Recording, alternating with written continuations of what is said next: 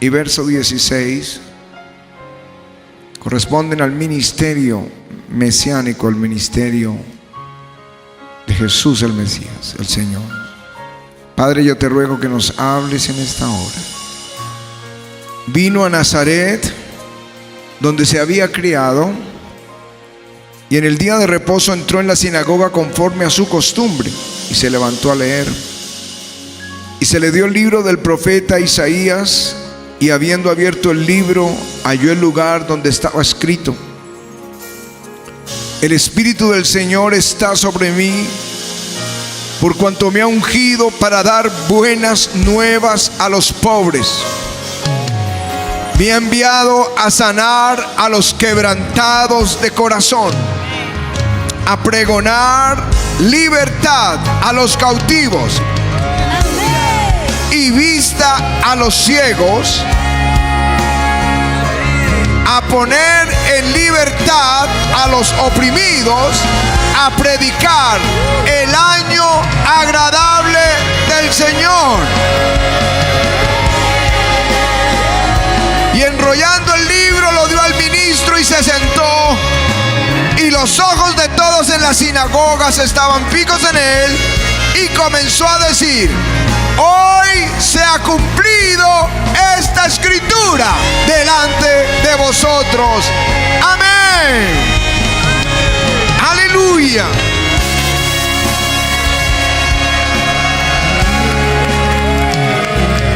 Aleluya.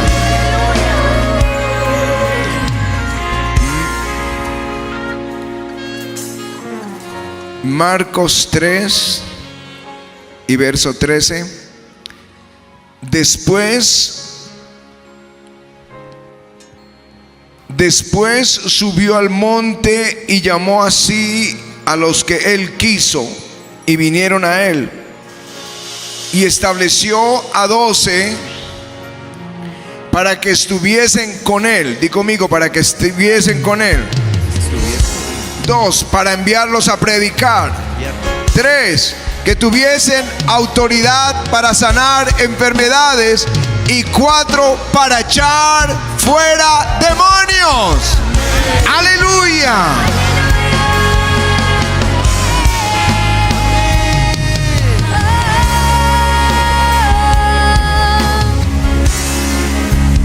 Marcos 16. Hoy no estoy predicando, estamos leyendo, pero el Señor está ministrando. Amén. Aleluya. Aleluya. Y verso 15.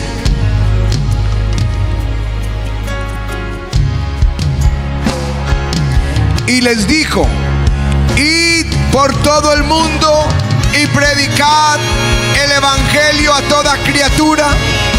El que creyere y fuere bautizado será salvo, mas el que no creyere será condenado. Estas señales seguirán a los que creen. En mi nombre echarán fuera demonios. Hablarán nuevas lenguas. Tomarán en las manos serpientes, y si bebieren cosa mortífera no les hará daño. Sobre los enfermos pondrán las manos y sanarán. Amén. Aleluya.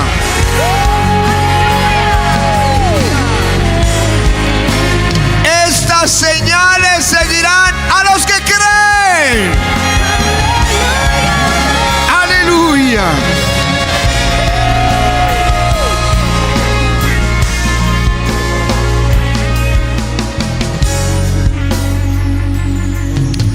Gracias, Señor Jesús.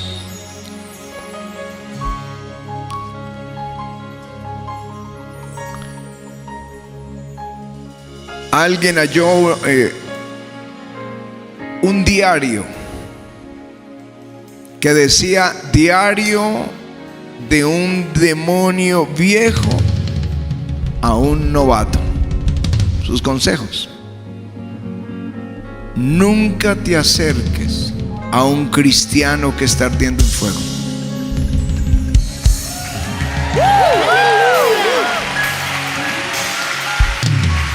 Nunca te acerques a un cristiano consagrado.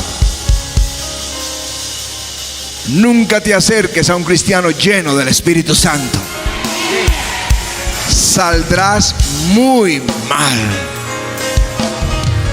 Pero le dice, espera que se enfríe.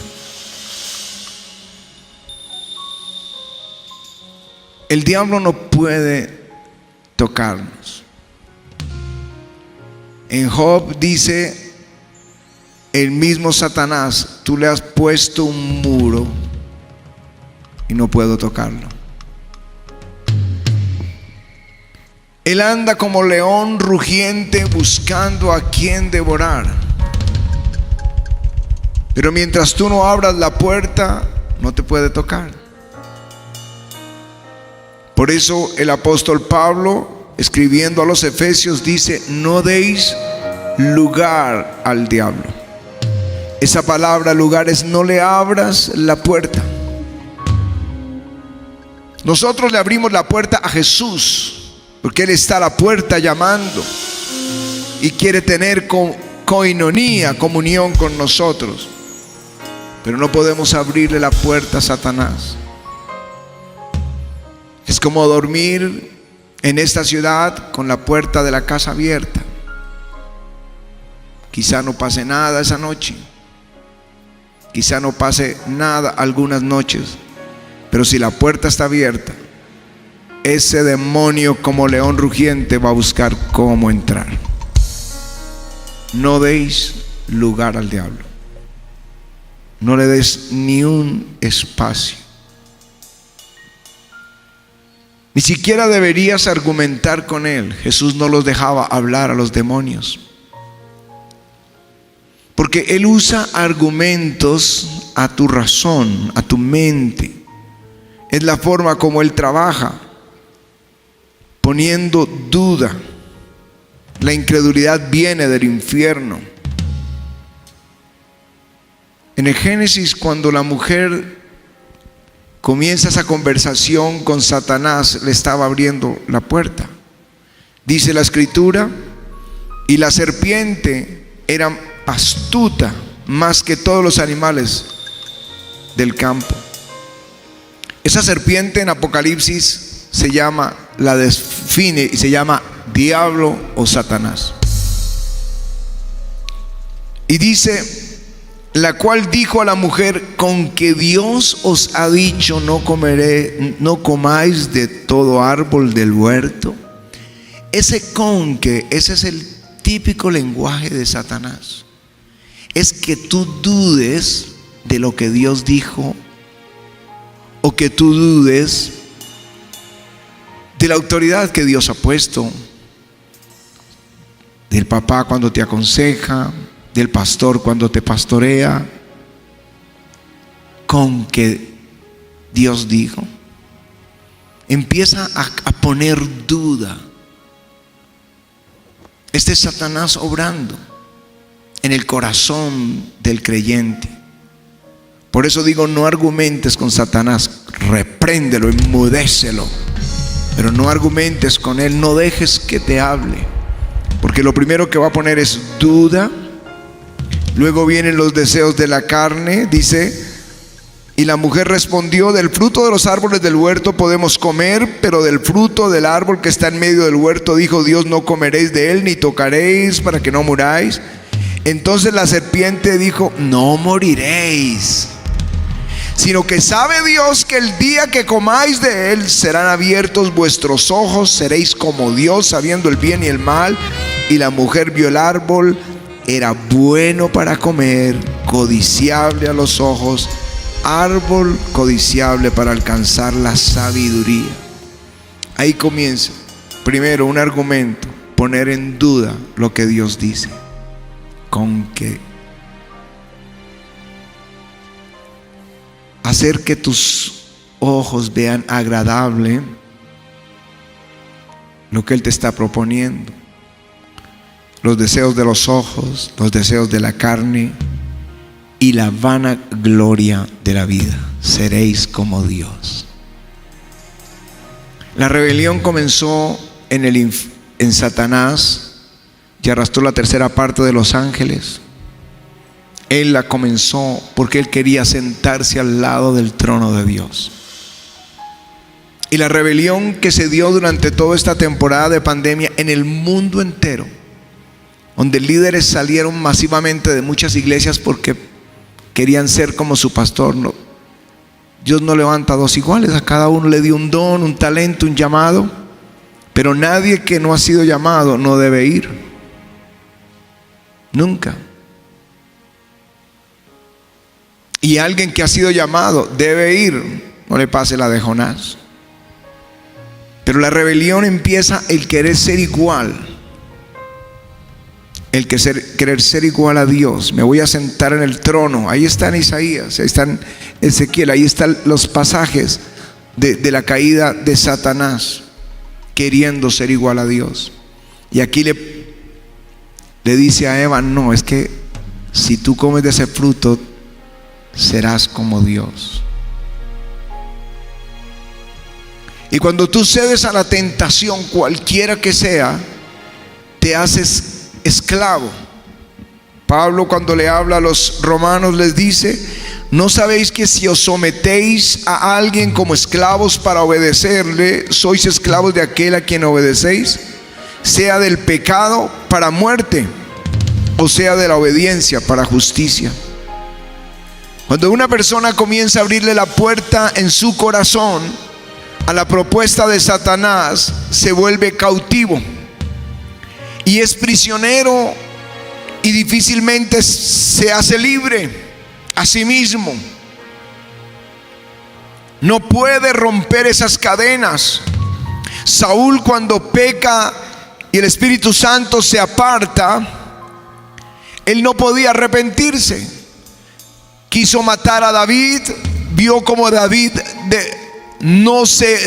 no aprovechó la oportunidad para matarle. Se dio cuenta que su iniciativa de persecución no tenía fundamento y se arrepiente y le pide perdón a David, pero enseguida otra vez vuelve y se levanta. Eso es lo que le pasa al creyente: una caída tras otra caída, y no puede ser libre hasta que venga la unción. Y para eso son esas reuniones. La unción tiene la potestad de romper los yugos, que los yugos se pudran, que atan nuestras vidas y seamos completamente libres. Aleluya. El yugo se pudre a causa de la unción, dice Isaías. Eso fue lo que le pasó a David. Un salmo bien complejo, precioso, el Salmo 32, porque describe lo que le pasa al hombre cuando es cautivo por el pecado y no puede arrepentirse, no puede ser libre, no puede salir. Y esta noche yo sé que el Espíritu del Señor me dio esta palabra, me dijo: ve con ese ABC de la liberación. Porque los creyentes, de alguna forma, hoy podemos estar atados a algo y queremos ser libres y no podemos. Pero hoy con el ayuno aflojamos. Eso es como una muela que se aflojó. Ya no es sino que el odontólogo pegue el jalón. Ya aflojamos los poderes de las tinieblas con el ayuno, y hoy el Señor sacará ese demonio que atormenta tu vida y tu casa.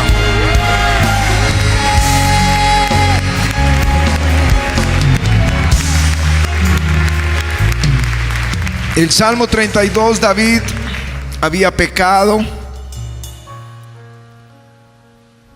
Fue algo bien extraño. Él no fue a la guerra en tiempo de guerra. No se movió en el tiempo de Dios. Y se levantó por la tarde, así que durmió de más. En vez de lo que él hacía siempre, levantarse a buscar a Dios, ese día no lo hizo.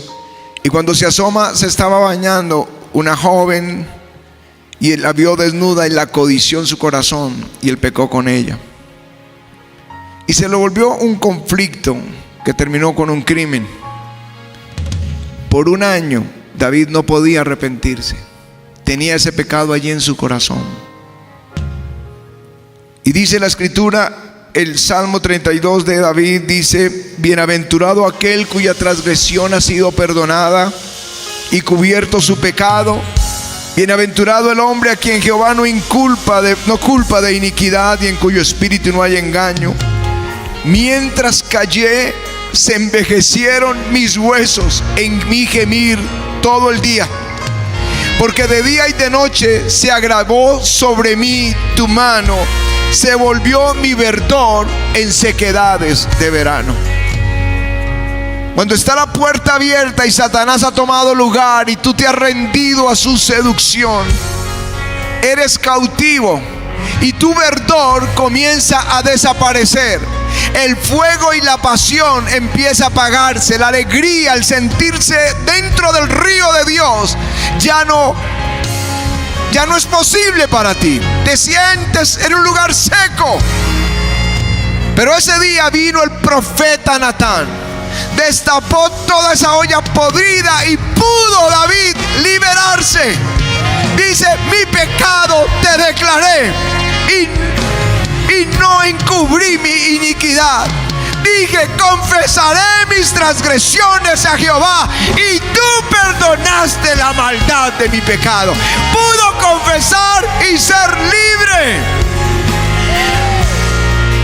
Aleluya. Por eso orará a ti todo santo en el tiempo en que puedas ser hallado.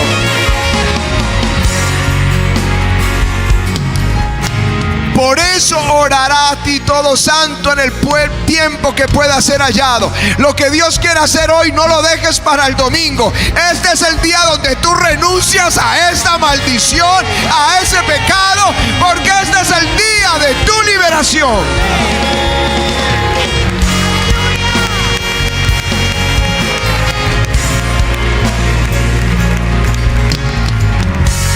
Ese día David fue libre. Se rompió el yugo. Algo que los cristianos tenemos que saber es que se nos dio autoridad para atar y desatar. Jesús dijo: de cierto os digo que todo lo que atéis en la tierra será atado en el cielo, todo lo que desatéis en la tierra será desatado en el cielo.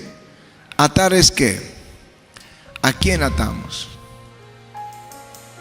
A Satanás. Si por el Espíritu de Dios echo yo fuera a los demonios, ciertamente ha llegado a vosotros el reino de Dios.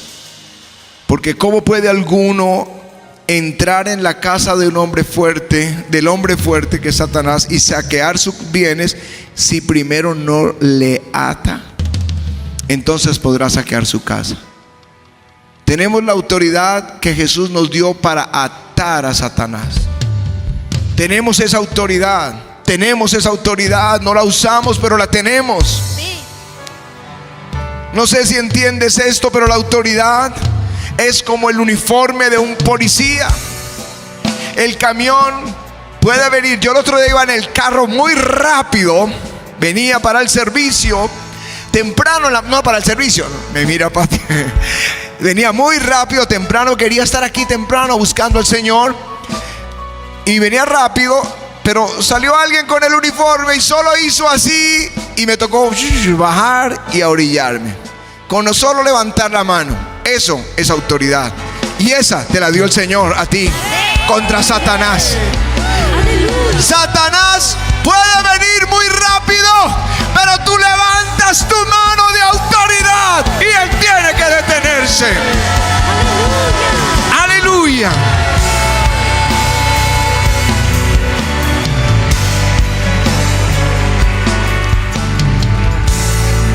Pero no solo te dio autoridad, donde tú le dices: basta ya, Satanás, no tocas más mis hijos.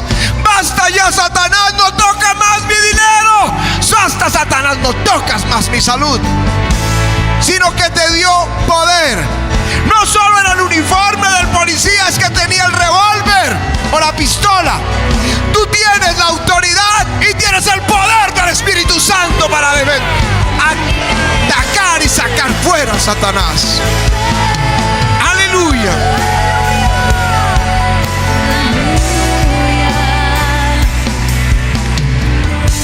Así que tenemos autoridad para atarlo y desatar ¿a quién? Jesús dijo: esta hija de Abraham que Satanás había atado 18 años, no se le debería desatar de esta ligadura en el día de reposo. Nosotros atamos a Satanás, lo detenemos en el nombre de Jesús y desatamos a los hijos de Dios. Desatamos a los hijos de Dios. A los que creen en mi nombre echarán fuera demonios. Aleluya.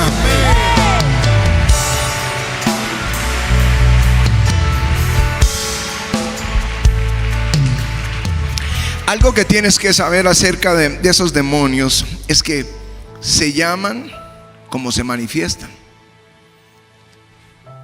Espíritu de mentira vino sobre los profetas en el Antiguo Testamento para que guiaran al rey Acab a la guerra. Espíritu sordo lo llamó el Señor Jesús, espíritu sordo y mudo. El de legión, porque era una legión de demonios. Dijo bien, se llama legión porque es una legión de demonios. Los demonios se llaman como se manifiestan. Pregúntenle a alguien que haya querido suicidarse de verdad. No manipular a su familia y hacer que se le va a cortar las venas. No. Estoy hablando del que realmente lo intentó.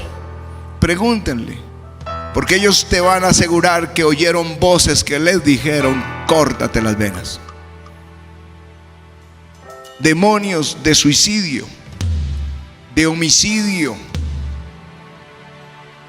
Qué bueno que alguno tuviera ese ministerio de la carcelario para que oyera a los homicidas, como ellos cuentan la voz que le decía: mátalo.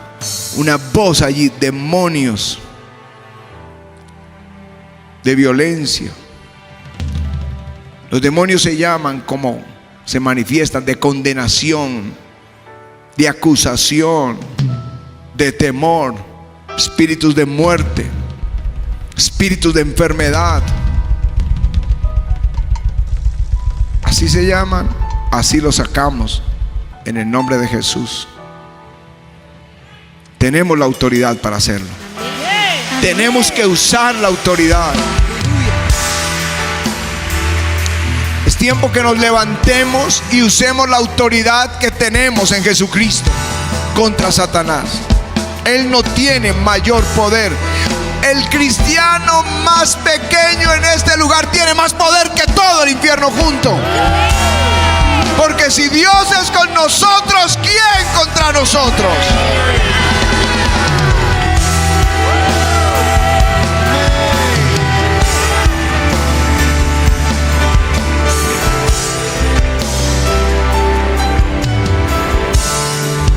Ahora sí, si no eres creyente, no te metas en el tema de la liberación. Porque había unos judíos que eran exorcistas, están ahí en Hechos 19. Y ellos vieron cómo Pablo echaba a los demonios. Y a veces ni siquiera llevaban los solos pañuelos de Pablo y se los acercaban a los endemoniados y salían. Y lo hemos visto en muchísimas liberaciones aquí. Pero estos exorcistas judíos fueron a sacar un demonio y le dijeron: en el nombre de Jesús, el que Pablo predica, salgan fuera. Y esos demonios se volvieron: sabemos quién es Jesús y quién es Pablo, pero ustedes, y le dieron, el endemoniado les dio una paliza a todos esos exorcistas. Salieron desnudos del lugar. Porque les digo, la autoridad ustedes la tienen en el nombre de Jesús y el poder lo tienen en el Espíritu Santo. Pero el que no tiene al Hijo de Dios no tiene al Espíritu Santo, no tiene el poder para echar fuera un demonio. Pero nosotros tenemos el poder para echar fuera esos demonios.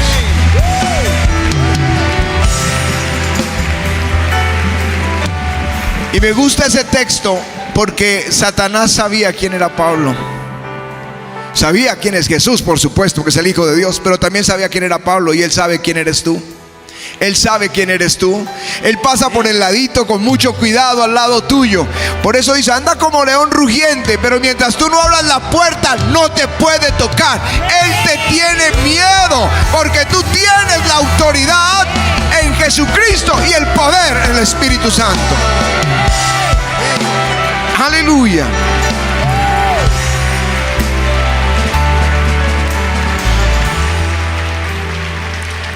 Y la liberación es para los hijos de Dios, es para nosotros.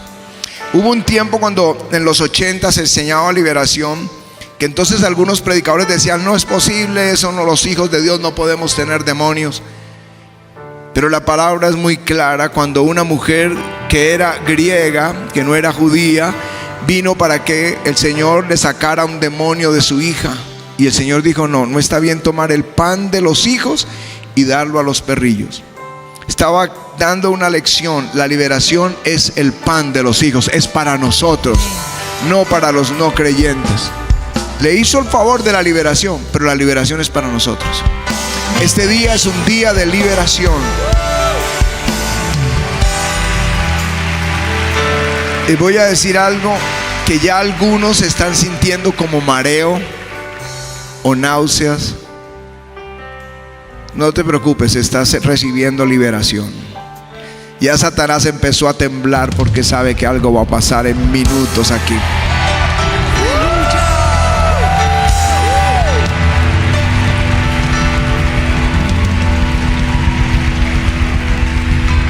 Y cuando digo que no abran la puerta, es que él un poquito la puerta y él la empuja. Muchas veces los demonios entran a las personas, cuando no son creyentes, por supuesto, entran en circunstancias adversas, como el rechazo. Es algo que no lo pueden manejar, pero que alguien le rechace o se burle. El abandono, esos divorcios afectan emocionalmente a los bebés, a los niños. La muerte de uno de los padres, esa sensación de orfandad es una oportunidad que Satanás tiene para meter demonios y atormentar la vida de los jóvenes y de los niños. El abuso, la violación, cuando son llevados al brujo, al hechicero, a los demonios, a los ídolos. Los demonios entran y toman lugar. Y están ahí agazapados, esperando cuándo actuar para destruir tu vida. En la herencia, las enfermedades hereditarias, inclinaciones del corazón, tendencias del corazón que viene de atrás, de los antepasados. El pecado frecuente es una puerta abierta a Satanás.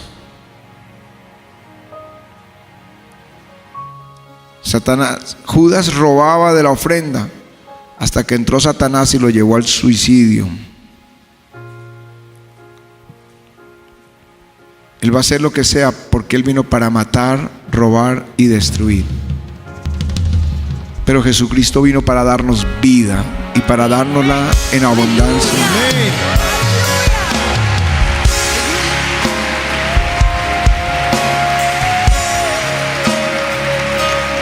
Así que por puertas que se abren en la pornografía, en los juegos que son diabólicos, películas de ocultismo, de terror. Nosotros cuando no conocíamos al Señor, vimos al exorcista y qué susto luego. Satanás quiso atormentarnos, pero gracias a Dios, ese día aprendimos liberación.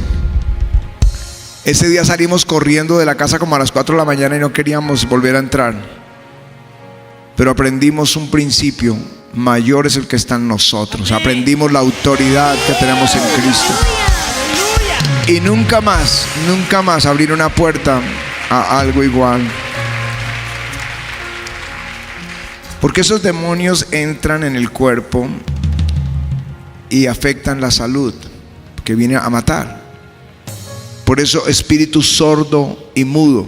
Era un demonio, no era que tuviera un problema en el conducto auditivo o en el habla. Era un demonio.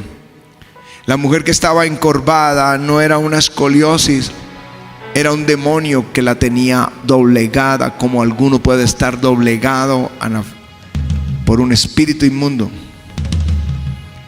El Señor cuando fue a la casa de Pedro reprendió la fiebre. Era un espíritu de enfermedad en la suegra de Pedro. Pero a veces afecta las emociones, el carácter, el temperamento, el sueño, insomnio, agresividad, angustia, desasosiego, desespero, temor a la muerte, pensamientos obsesivos, racionamiento, a todo lo quiere pasar por aquí. Las cosas de la fe no pasan por aquí, son del Espíritu, se creen porque Jesús las dijo, las creemos. Pero gracias a Dios que para esto apareció el Hijo de Dios, que se unieron al pastor Mario y a la pastora Mari hasta el último momento, los grandes hombres de Dios. Tengo el reporte, quiero conocerlos al final, algunos que pastor me presente, porque sé que estoy delante de grandes generales del reino de los cielos. ¿No les parece maravilloso que en esta ciudad haya gigantes en la fe? Gracias, Señor. También quiero agradecer al pastor Gustavo y la pastora Morina, que trabajaron arduamente para que viniéramos a Argentina. Él es el que nos convence. Y siempre decimos, pero ¿por qué otra vez en Argentina? Yo creo que los ojos de Dios están sobre esta nación. Estamos en un avivamiento en Bogotá, en Colombia, y Patti sentía en su espíritu que la siguiente nación para un avivamiento era Venezuela. Pero déjame decirte que la siguiente es Argentina. Hay hambre en esta ciudad, en esta nación, de una forma impresionante. Gracias. Antier, como corrían al altar de una forma impresionante. Algo va a pasar hoy aquí también. Gracias, Señor. Los hermanos que vinieron de Brasil, también con nosotros, los pastores Diana y Dayan, que están allí, sus papás también están allí, los hermanos de Buenos Aires, pastores Andrés y Sonia, bueno, todos vinieron para ayudarnos, para que ustedes pudieran recibir. Pero a quien necesitamos en este momento es el Espíritu Santo. Así que voy a compartirles algo que está ahí pueden tomar asiento.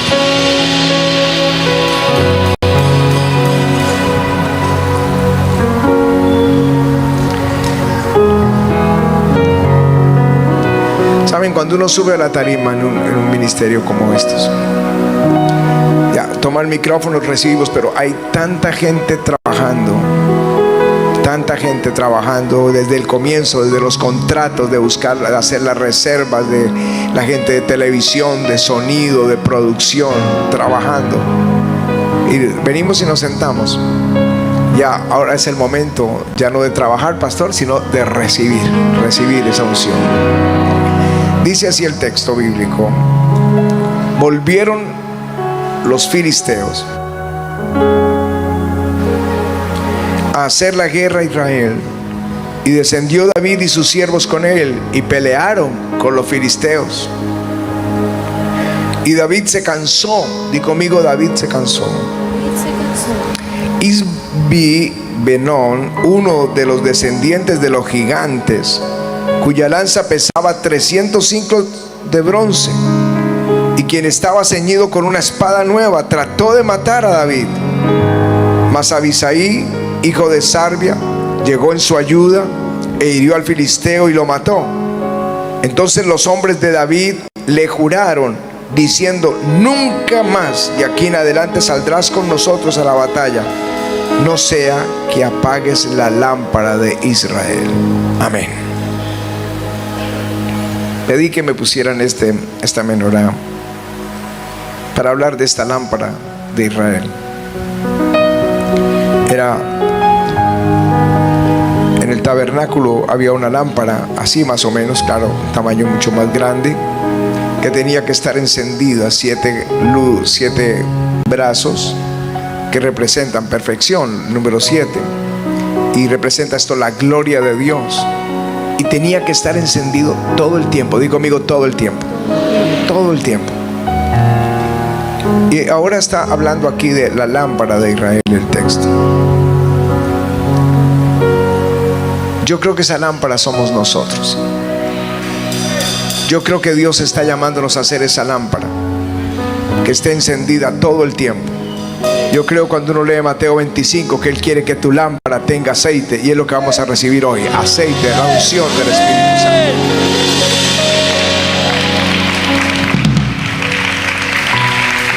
Ahora yendo al texto, David, cuando era un joven, recibe la unción del Espíritu Santo. Samuel con aceite lo unge y el Espíritu Santo viene sobre él desde ese día. Ese día se prendió una lámpara para Israel. Algo comenzó a pasar.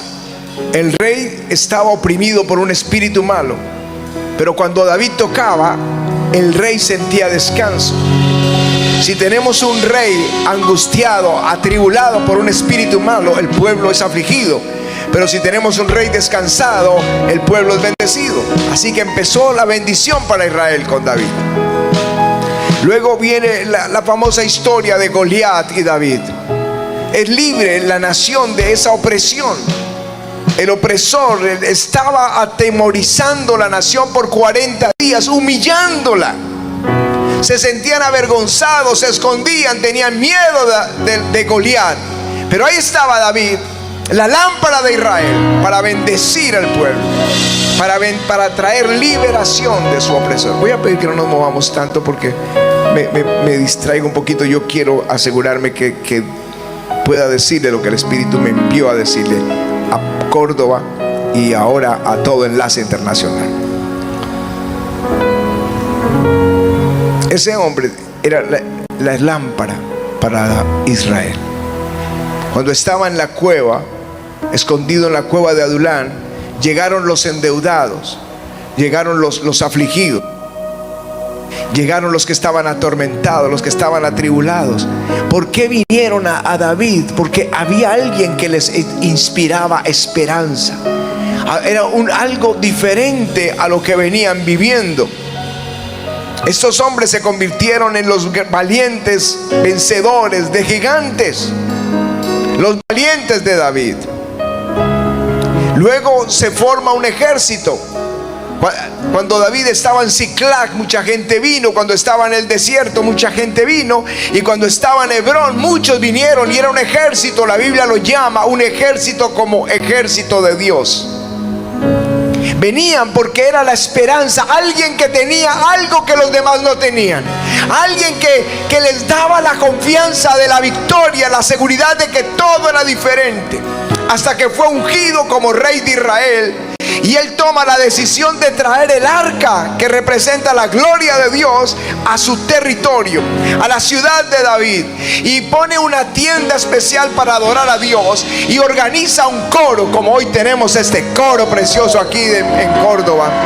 Y como tenemos este coro allí en el Centro Mundial del Avivamiento. Y organiza coro, organiza orquesta. Y comienza la alabanza, la adoración. Algo conocido como el tabernáculo de David. Que el Señor prometió que en este tiempo sería restaurado el tabernáculo de David una vez más. Aleluya. Esa es la lámpara de Israel. Este hombre, Dios le respalda de tal manera que derrotan a todos los enemigos de Israel en el tiempo de David. Pero por un momento, casi que lo mata un gigante. Ya estaba anciano. Y dijeron: no salgas más a la guerra, porque no queremos que se apague la lámpara de Israel. Es por eso que les digo que las lámparas somos nosotros. Jesús dijo: vosotros sois la luz del mundo. Una ciudad asentada sobre un monte no se puede esconder, ni se enciende una luz y se pone debajo de un almud, debajo de un cajón, sino que sobre el candelero, y alumbra a todos los que están en casa. Somos nosotros. Cuando dice se prende esa luz, usa una palabra griega que es lignos, es lámpara. Nosotros somos esa lámpara en un lugar oscuro. Quizá tú dices: mi ciudad es insegura, mi ciudad está en problemas, el gobierno, la seguridad, o bueno, no sé, la pobreza, lo que sea. Pero nosotros somos la lámpara en esa ciudad. Nosotros somos la luz, y no puede estar escondida en las cuatro paredes, sino que donde quiera que estamos somos la luz de Cristo, la esperanza para la gente a nuestro alrededor.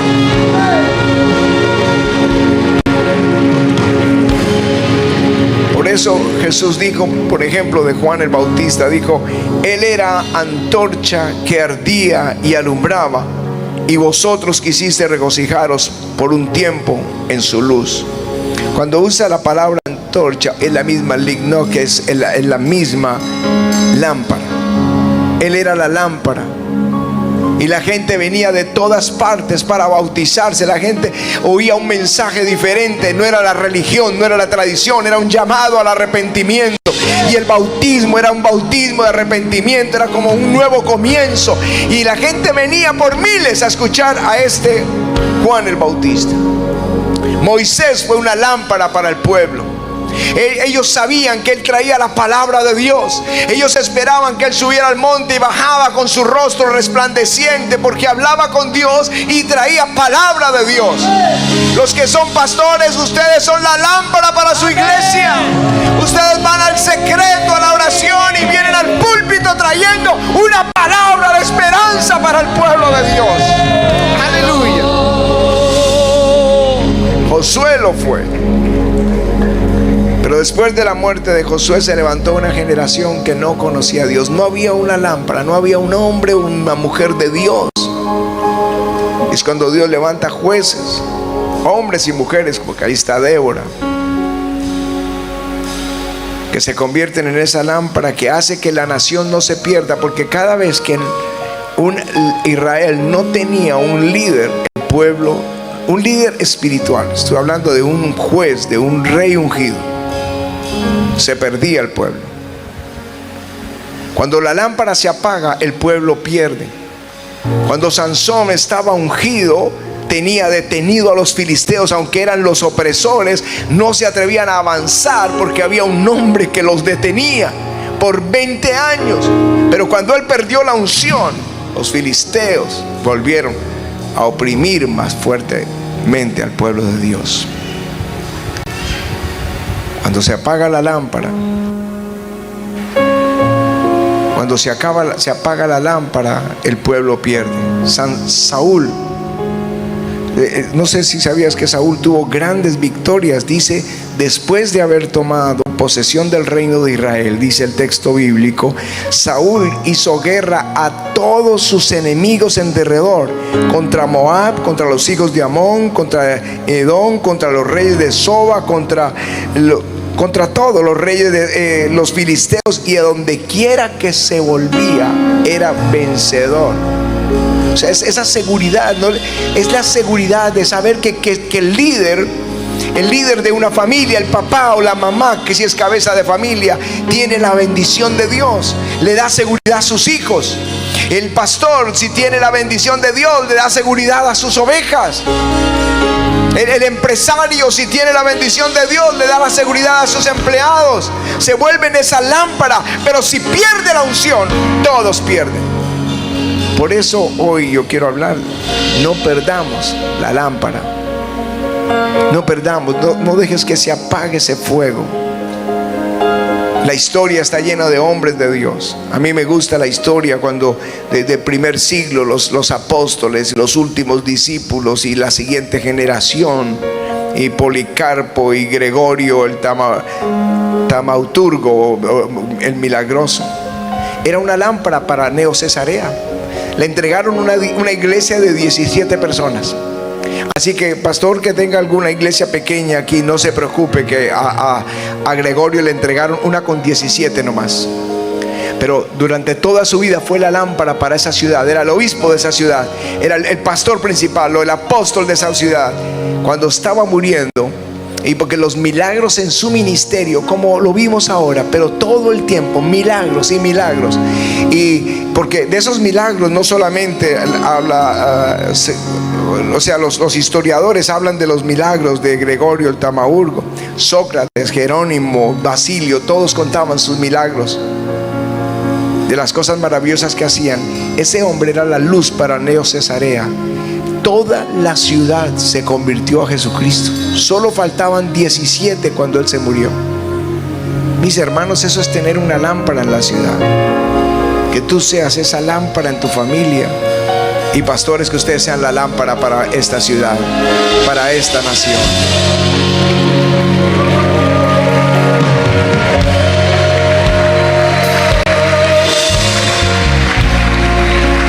Cuando esos que conocemos como los padres de la iglesia y luego como avivadores, reformadores, fueron tan importantes. Vicente Ferrer, cuando él predicaba, venían franceses, alemanes, ingleses, españoles, portugueses, y todos lo entendían en su idioma. Ese milagro tiene que repetirse. Nosotros lo vivimos hace unos 3 meses en París. Estábamos predicando, yo les conté ahora en Córdoba, en Rosario. Estábamos predicando en París en español y el traductor en francés. Y unas personas que vinieron, unas jóvenes que vinieron de Holanda, buscaron cómo entrar, no podían, no tenían la boleta de entrada porque era una misión la que nos había invitado, pero a la fuerza, eso no sé cómo hicieron, lucharon hasta que el pastor Gustavo pudo meterlas atrás, pero ellas ni hablaban francés ni hablaban español, pero cuando comencé a predicar, la unción cayó sobre ellas y entendían francés y español, y cuando terminó el servicio ya estaban hablando perfecto español, y llorando decía: yo no entiendo, no sé nada de español, pero ahora estoy hablando español. Esa unción tiene que volver. Este es el tiempo de esa unción. Aleluya. Bueno, eso le pasaba a Vicente Ferrer. Y milagros que dice que era como los días apostólicos, los historiadores, al punto que hasta el último agonizando se murió y seguían llegando enfermos. 400 enfermos se acostaron sobre esa cama y fueron sanos. Ese es el poder del Espíritu Santo. Eso es lo que necesitamos. Esa es una lámpara hasta que se apagó. Pero si no cuidamos esa lámpara, nosotros vamos a perder. John Hus, ahí en la República Checa, en Praga. Vamos a estar predicando en febrero exactamente en el mismo lugar donde él tuvo su poderoso avivamiento, en Praga. Praga en ese momento era una ciudad muy importante de Europa. Este hombre fue prerreformador, un hombre que habló la palabra de Dios como es. Quería que todo el mundo leyera la Biblia. Las reuniones, el lugar es para unas 3,000 personas, pero metían hasta 5 y 6,000, todos de pie durante toda la reunión. Y las paredes las llenó de pinturas con imágenes bíblicas, o sea, historias bíblicas, para que la gente pudiera entender los pasajes de las parábolas del Evangelio. Pero a él lo llevaron a la hoguera. Su pueblo, su mejor amigo, lo traicionó y su pueblo no lo defendió. Terminó en la cárcel y luego lo llevaron a la hoguera. Y la reforma que hoy conocemos como la reforma protestante hubiera comenzado 100 años antes si su pueblo hubiera protegido su lámpara.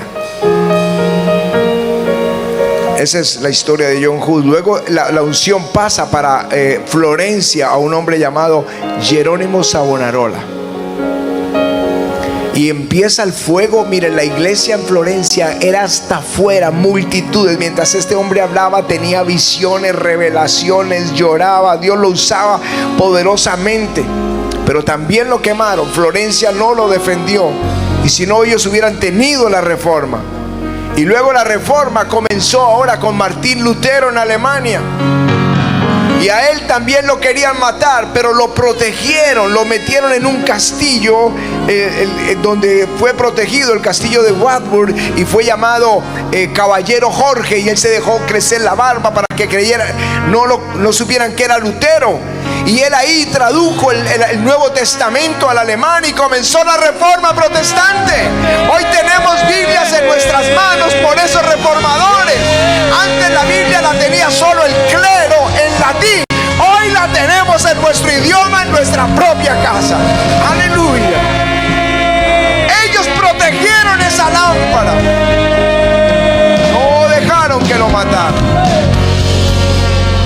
John Wesley, ¿cuántas veces quisieron matarlo? Se metían en los servicios, se metían en barriles escondidos para que a la mitad del servicio salir para matarlo.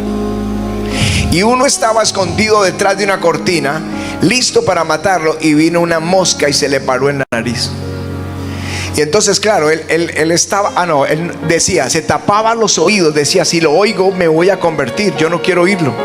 Porque si oigo a este predicador, a mí me gusta, yo insisto, cuando alguien está duro, llévenlo al servicio, porque cuando está ahí el Espíritu Santo le da convicción de pecado. Entonces este hombre no quería oír, se tapó los oídos, se los tenía tapados, y vino una mosca y se le paró en la nariz. Y cuando espantó la mosca, el predicador estaba diciendo, el que tenga oídos para oír, oiga lo que el Espíritu dice a la iglesia. No lo soportó y se convirtió a Jesucristo. Se escondían en los barriles y de pronto empezaban a llorar por la unción.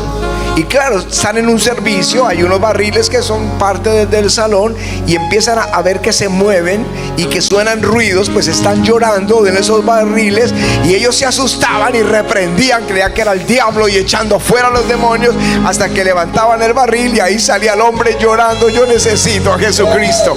Aleluya, eso es avivamiento.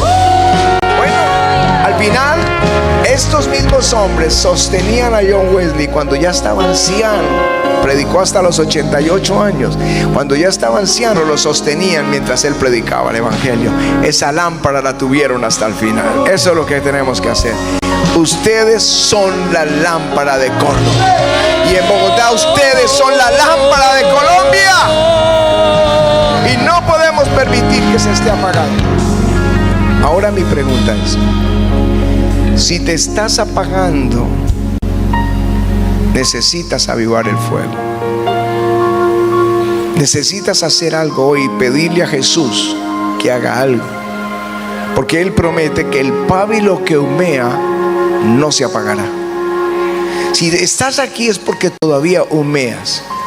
Yo creo que hay pastores que han estado pensando en ir atrás, en cambiar el llamamiento de pronto por los negocios, están cansados, desmotivados, por entregar la posta a otra persona o a un familiar.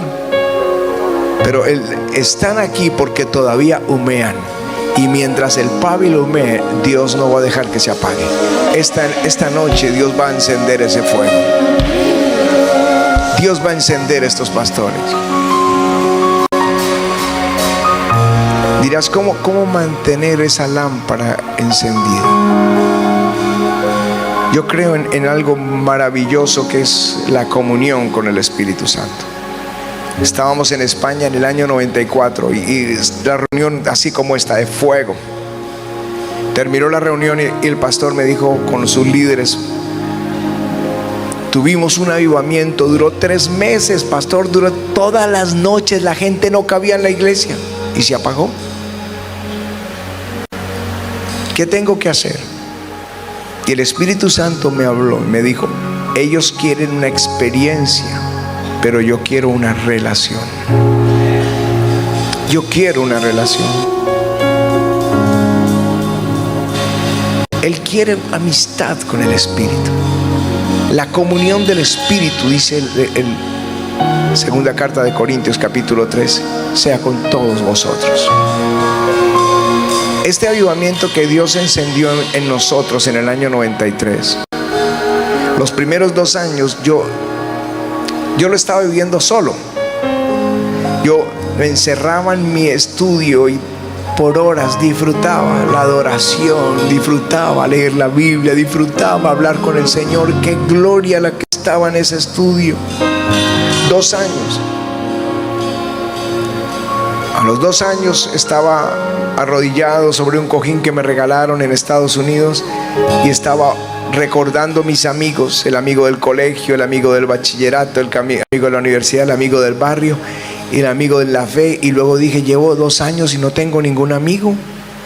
¿Cuál es mi amigo? O sea, gran amigo, como el partner, ¿no? Y el Señor me dijo, yo soy tu amigo. Y el cojín decía, friends forever, amigos por siempre. Ese día me quebrantó que el Espíritu Santo me dijera que yo era su amigo.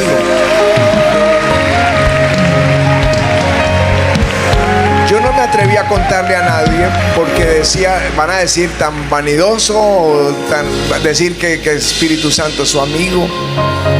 Pero el Señor me dijo, él fue amigo de Abraham. Abraham lo llamó su amigo. Él fue amigo de Lázaro, dijo Lázaro mi amigo. Él fue amigo de los apóstoles, le dijo vosotros sois mis amigos. Y él es amigo mío y él quiere ser tu amigo. Él quiere ser tu amigo. Entonces el Espíritu Santo empezó a inquietar a Patti. Y ella dijo, pero ¿por qué Ricardo solamente para él? Su amigo, yo también quiero. Se metió con el Señor. Y de pronto me llama quebrantada. La habitación se había llenado de un aroma glorioso de la presencia de Dios. Se sentía ese olor a perfume celestial. Y desde ahí el Espíritu Santo es su amigo. Luego Juan Sebastián dijo, yo no quiero predicar de la experiencia de mi papá, yo también quiero conocerte, Señor, yo quiero. Y lloró y clamó hasta que a la 1 de la mañana se quedó ya dormido. Y de pronto la presencia de Dios viene a esa habitación y se escurre él entre la cama, cae al suelo y llora hasta que amaneció. Cuando nos levantamos le digo, papá, también el Espíritu Santo es mi amigo. Aleluya. Lo que vine a decirles es que Él hace de sus ministros llamas de fuego. Él necesita llamas de fuego en nuestras naciones, gente encendida en llamas, no gente que se apaga en el fuego. Ustedes conocen la historia de Sansón. Su mujer